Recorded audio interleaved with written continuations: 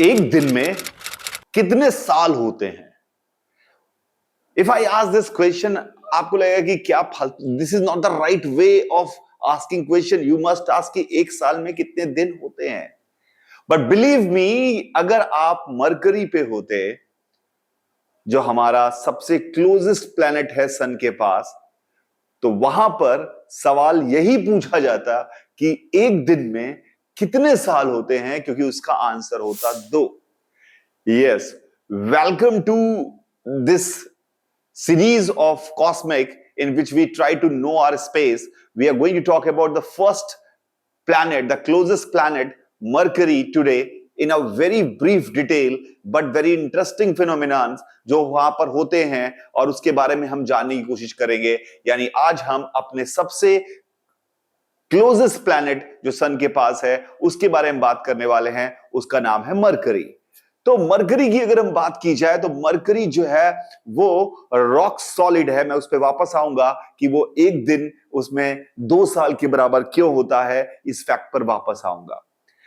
तो आज हम जो बात करने वाले हैं मरकरी की, तो आपको भी पता है कि मरकरी जो है वो सन के बहुत ही क्लोज है.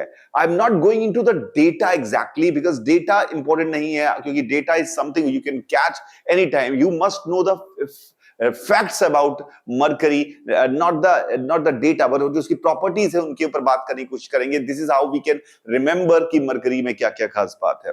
मरकरी सबसे क्लोजेस्ट है. सबसे इंपॉर्टेंट बात यह है कि मरकरी जो है वो जब सन की तरफ चक्कर लगा रहा होता है, उसकी एसेंट्रिसिटी बहुत ज्यादा है. एसेंट्रिसिटी बहुत ज्यादा है का क्या मतलब? उसका मतलब वो सर्कल से बहुत दूर है, इलिप्स के बहुत करीब है, यानी बहुत ज्यादा इलिप्टिकल है, बहुत ज्यादा सर्कुलर नहीं है. और अगर मैं उसकी मिनिमम डिस्टेंस की बात करूं सन से, तो लगभग 47 मिलियन किलोमीटर के आसपास आती है. और मैक्सिमम डिस्टेंस की बात की जाए तो 70 किलोमीटर जाती है. यानी मिनिमम से मैक्सिमम के बीच का गैप काफी ड्रास्टिकली डिफरेंट है, जैसा कि बाकी प्लैनेट्स में उतना नहीं है. ये सबसे ज्यादा रेशियो है, यानी कि बहुत एसेंट्रिक पाथ में मूव कर रहा होता है.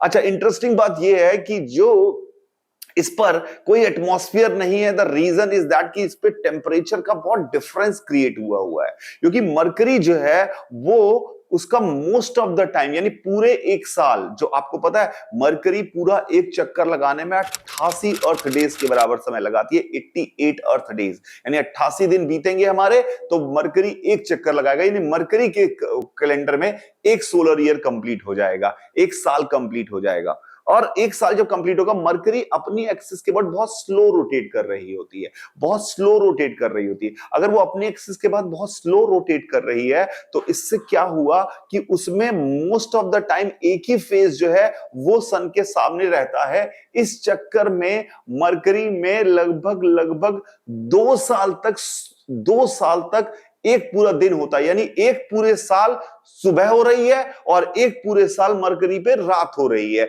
It is something like that. Mercury जो अपने अराउंड घूमती है वो लगभग 59 डेज के बराबर होता है. लेकिन जब जिस पर रोशनी पड़ रही, हमारे हिसाब से दिन किसे कहते हैं? हमारे हिसाब से दिन कहते हैं जब रोशनी पड़ रही, भैया सूरज की रोशनी आ रही है, दिन है. तो लगभग पूरे साल सूरज की रोशनी आती है, फिर अगले पूरे साल नहीं आती है, फिर पूरे साल सूरज की रोशनी आती है, फिर अगले साल नहीं आती है. यानी मरकरी पे इतना स्लो रोटेशन है रेवोल्यूशन के मुकाबले, जिसके कारण वो एक दिन 2 साल के बराबर होता है. तो इंटरेस्टिंग फैक्ट ये है कि वहां जो भी पैदा होगा वो सेम डे पैदा हो रहा होगा, सेम डे, क्योंकि दिन ही है, एक ही दिन है जो 2 साल चल रहा है. वहां पे बर्थ डे नहीं आता होगा, बर्थ ईयर आता होगा कि आज मेरा बर्थ ईयर है, किस दिन तुम्हारा बर्थ ईयर है, ये पूछा जाएगा. ये नहीं पूछा जाएगा कि इस तुम्हारा किस ईयर में तुम्हारा बर्थ डे हुआ था, पूछा जाएगा किस दिन में तुम्हारा बर्थ ईयर हुआ था, ये पूछा जाएगा. बड़ा इंटरेस्टिंग बात है. अच्छा, मरकरी में जो एक्सपोज्ड पार्ट है वहां पर इतना ज्यादा टेम्परेचर हो जाता है, इतना 400 डिग्री सेल्सियस के आसपास टेम्परेचर जाता है. और अगर जो जो जो जो जहां रात हो रही है वहां ठंड पड़ी हुई है. अच्छा, रात और दिन इतने ठंडे गर्म कैसे हो रहे हैं भैया? इतना डिफरेंस कैसे आ रहा है भैया? हमारी अर्थ पर जो टेम्परेचर मेंटेन रहता है उसका मेन रीजन है एटमॉस्फेयर.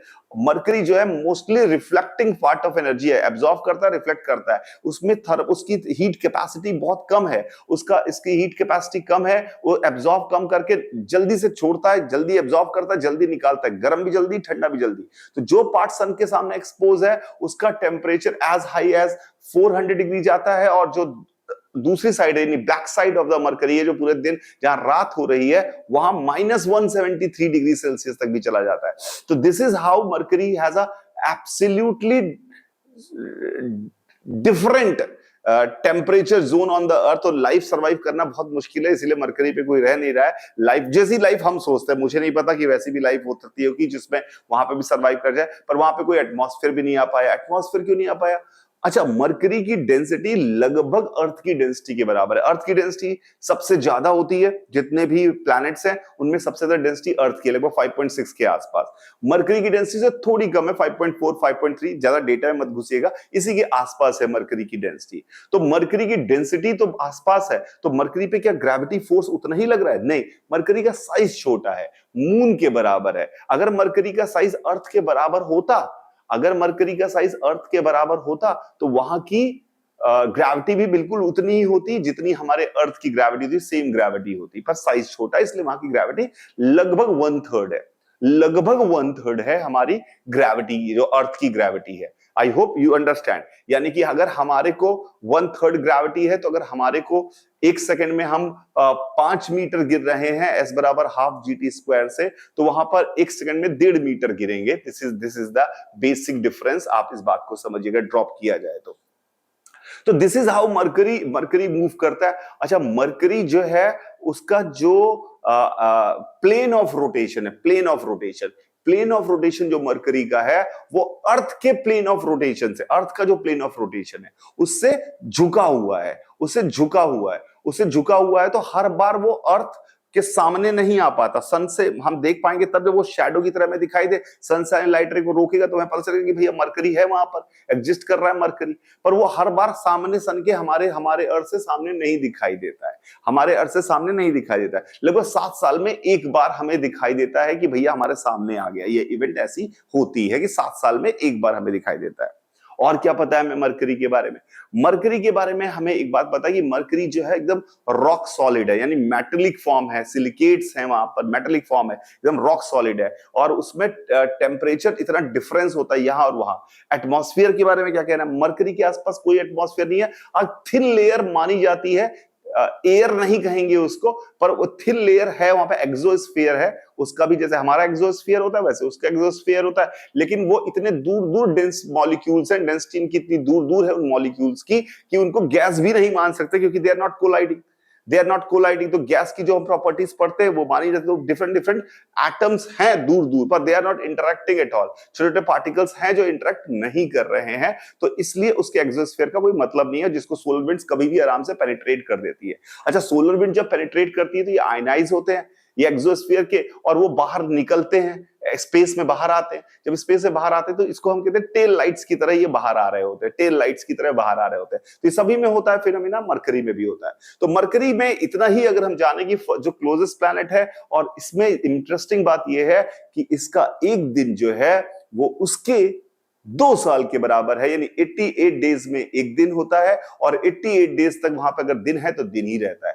अच्छा, एक और इंटरेस्टिंग बात है, जब मरकरी पे अगर हम रहते तो सनराइज होता, तो सनराइज जब हो रहा है तो वो आराम से होता जा रहा है, मतलब सनराइज हो रहा है, सन ऊपर चढ़ रहा है। जब वो बीच वाले पे आता है, दोपहर नून का टाइम होता है ना, तो सन बैकवर्ड मारता है। सन बैकवर्ड जाता है, हाँ स्लो तो होता ही है, कई बार वो बैकवर्ड भी मारता है। बैकवर्ड क्यों मारता है? क्योंकि हमको लगता है कि पीछे रह गया भाई, सब हम अपने हिसाब से मरकरी पे रह के देख रहे हैं, तो ऐसा लगेगा सन पहले आया फिर बैकवर्ड मार रहा है। So this kind of phenomena will be observed on the Mercury. The whole space is full of mystery and full of different things, full of excitement. हम क्या करते हैं, थोड़ा थोड़ा जानने की कोशिश करते हैं, धीरे धीरे अपनी नॉलेज में थोड़ी थोड़ी चीजों को बढ़ाते हैं। फालतू की बातें याद करने से अच्छा काम की बातें याद रखते हैं। तो मरकरी के बारे में कुछ बातें तो आज आपको याद हो ही गई होंगी, समझ में आई गई होंगी। Thank you very much. हम नेक्स्ट वीडियो में आएंगे। सेकंड प्लैनेट को लेके इस तरह से धीरे धीरे करके हम सारे प्लैनेट्स के बारे में बात करेंगे।